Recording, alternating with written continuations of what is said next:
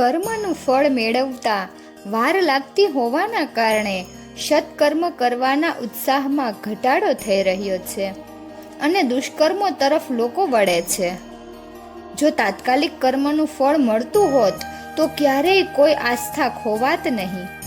ચોરના હાથે લકવો થાત, જૂઠાની જીભ બોલવામાં અસમર્થ થઈ જાત, કુદ્રષ્ટિ કરનારા આંધળા થઈ જાત, ખરાબ રસ્તે જનારાની શક્તિ જતી રહેત, ષડયંત્ર કરનારા પોતાની સ્મરણ શક્તિ ખોઈ બેસત, ઉદંતતા કરનાર પર ક્ષય જેવા અસાધ્ય રોગો હુમલો કરત, તો પછી ખરાબ કાર્ય કરવાનું સાહસ કોઈ કરત જ નહીં.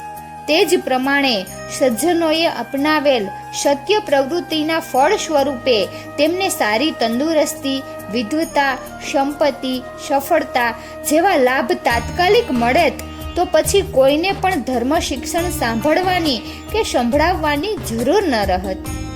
તાત્કાલિક ફળ મળવાની કઠોર વ્યવસ્થા હોત તો અતિચ્છનીય પ્રવૃત્તિઓનું ક્યાંય દર્શન પણ ન થાત, સત્ય પ્રવૃત્તિઓનું નામ પણ સંભળાત નહીં, અને ત્યારે ન ધર્મના ઉપદેશકોની જરૂર પડત કે ના શસ્ત્રોની કોઈ જરૂર પડત. પોલીસ, કાનૂન, જેલ, વકીલ અને સાક્ષી જેવી ઝંઝાળ પણ ક્યાંય દેખાત નહીં. જ્યારે તાત્કાલિક દંડ મળવાની વ્યવસ્થા ચાલતી હોત તો અધર્મનો નાશ અને ધર્મની સ્થાપના માટે ઈશ્વરે અવતાર લેવાની જરૂર જ ના પડત. સુધારક અને સેવાભાવીઓનું ક્ષેત્ર જ સમાપ્ત થઈ જાત. તેમના જીવનનો ઉદ્દેશ્ય તો વિકૃતિના નિરાકરણ અને સત્ય પ્રવૃત્તિઓની સ્થાપનાનો જ હોય, પણ જો તરત જ ફળ મળવાની વ્યવસ્થા હોત તો કોઈ એવું સાહસ કરત જ નહીં કે મર્યાદા તોડે અને સન્માર્ગ છોડે. આગને અડવાથી દજાય જ એ વાત તો બધા જાણે છે. આ કારણસર કોઈ પણ જાણી જોઈને તેને અડી અને સળગી મરવાનો પ્રયત્ન નથી કરતો. અજાણતા કોઈ દુર્ઘટના થઈ જાય તે વાત જુદી છે. તે જ પ્રમાણે અધર્મ કરવાની પણ કોઈ શક્યતા નથી. જે રીતે ઠંડુ પાણી પીતા જ તરસ મટે છે, તે રીતે જો સારી પ્રવૃત્તિઓનું સારું પરિણામ તત્કાળ મળતું હોત તો તેનો મોહ છોડવો શક્ય ન હોત. જેમ કે ભોજન, વિશ્રામ વગેરે સુવિધાઓની કોઈ ઉપેક્ષા નથી કરતા. સામાન્ય મનુષ્યને વિચારવાનો અવસર મળે કે જો કર્મફળ જેવી કોઈ વાત જ નથી તો પછી ન્યાય, શાસન, ઈશ્વર વગેરેના સહારે આત્મરક્ષાની આશા ન રાખે અને પોતાના બચાવ માટે જે ઉપાયો શક્ય હોય તે અપનાવે. સૃષ્ટિની વ્યવસ્થા માટે આ વિશ્વનો સર્જનહાર બહુ જ દૂરદર્શી અને વ્યવહાર કુશળ છે.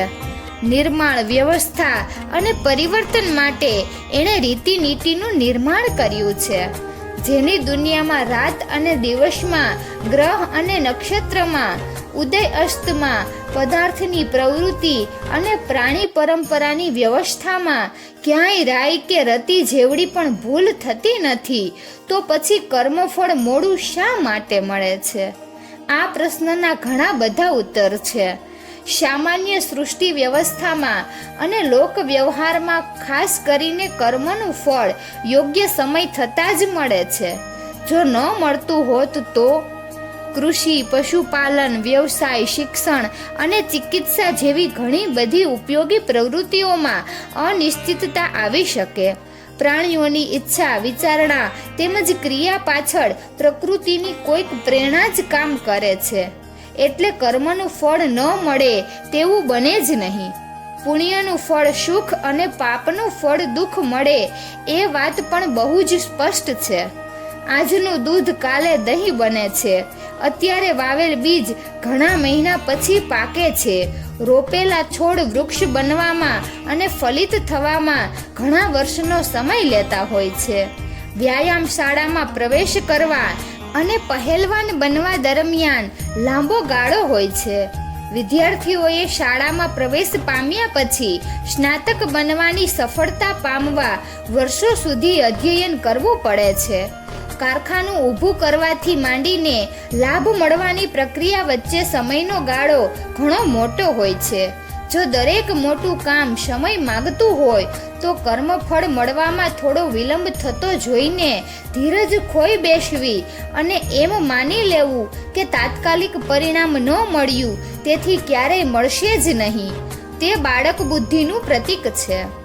યાત્રા શરૂ થયાના દિવસે જ લક્ષ્ય સુધી કોણ પહોંચે છે? લાંબી મંજિલ પૂરી કરવામાં સમય તો લાગશે જ.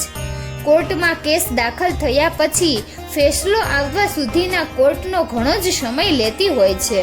કર્મફળ મળતા જો વિલંબ થાય તો સમજદાર મનુષ્ય એવો વિશ્વાસ પણ રાખવો જોઈએ કે સુનિશ્ચિત સૃષ્ટિ વ્યવસ્થામાં જે વાવીશું તે જ લણીશું. આપણે આને જ સાચી નીતિવાળું તેમજ યોગ્ય માનીને આપણા કર્મોને સત્કર્મો બનવાનો પુરુષાર્થ હંમેશા કરતા રહેવું જોઈએ. ઘણી વખત સારા કર્મોનું સારું પરિણામ અને ખરાબ કર્મોનું ખરાબ પરિણામ મળવામાં વિલંબ થઈ જવામાં વ્યક્તિ નાસ્તિક બની જાય છે. નાસ્તિકતાનો સામાન્ય અર્થ ઈશ્વરને ન માનવો એવો કરવામાં આવે છે. ઈશ્વરને માનવા કે ન માનવાથી તેના અનુદાનમાં કોઈ ફરક નથી પડતો. ઈશ્વરને ન માનવાનો અર્થ ઈશ્વરના કર્મફળની વ્યવસ્થા માટે શ્રદ્ધા નહીં રાખવી તે છે.